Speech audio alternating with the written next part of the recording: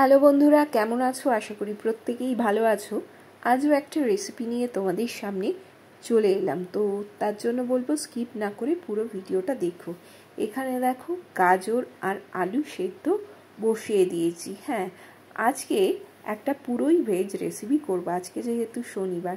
তো এখানে দেখো ভিজিয়ে রাখা সয়াবিন, পনির, কিউব করে কাটা আলু সেদ্ধ, গাজর, ক্যাপসিকাম এইগুলো সব লাগছে। এখানে আজকে বানাবো পঞ্চরত্ন সোয়াবিন।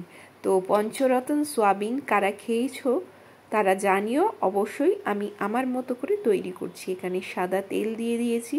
প্রথমে সাদা তেলের মধ্যে একটু পরিমাণ মতো নুন, গোলমরিচ, একটু সামান্য মিষ্টি দিয়ে পনিরগুলো ভেজে নেব। আর এখানে দেখো মশলা হিসেবে নিয়েছি গোটা জিরে, গরম মশলা গুঁড়ো বাড়িতে যেটা তৈরি করা, শুকনো লঙ্কা দানাগুলো ফেলে, আর কিছুটা আদা, দই আর টমেটো সস, আর একটা গোটা টমেটোকে কেটে নেওয়া।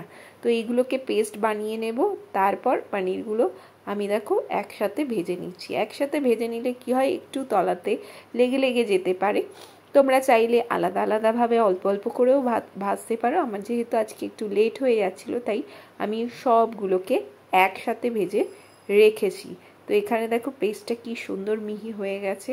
এইদিকে পনিরগুলো ভাজা যখন হয়ে যাবে, আমি পনিরগুলোকে তুলে নিয়ে তারপর প্রত্যেকটা জিনিস ভেজে নেব। যেরকম সয়াবিন, গাজর, আলু সবগুলোই কিন্তু আমি একসাথে ভাজবো।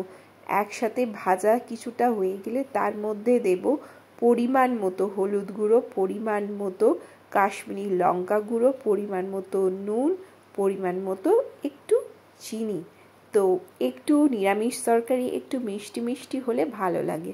তো এইগুলোকে সব কিছু ভালো করে কষিয়ে নেব। কষিয়ে নেওয়া হয়ে গেলে যে মশলাটা বেটে রেখেছি সেটা দিয়ে আরও কিছুক্ষণ কষিয়ে নিয়ে তারপর তোমরা যেরকম গ্রেভি খাবে সেরকম জল দেবে।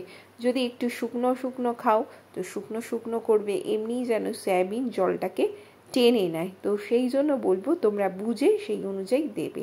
তো দেখো এখানে যখন কষানো হয়ে গেছে, তারপর আমি এইটাকে মিডিয়াম ফ্লেম করে আরও 5 থেকে 7 মিনিট সমস্ত কিছুর মধ্যে যাতে মশলা ঢুকে যায় তার জন্য কিন্তু ঢাকা দিয়ে রেখে দেব। তো যখনই ফুটে উঠবে তারপর নামিয়েই সার্ভ করলেই হয়ে যাবে। উপর দিয়ে একটু ঘি আর কিছুটা কাসৌরি মেথি হাতে গুঁড়ো করে নিয়ে ছড়িয়ে দাও।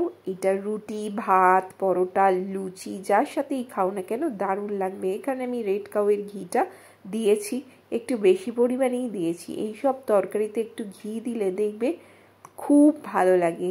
তো প্লিজ কেমন লাগলো অবশ্যই জানাবে। যদি ভালো লাগে প্লিজ একটু লাইক, কমেন্ট, শেয়ার করে দিও।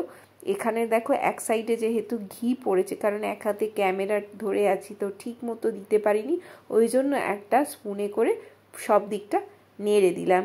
তো চলো আজকের মতো টাটা, খুব ভালো থেকো।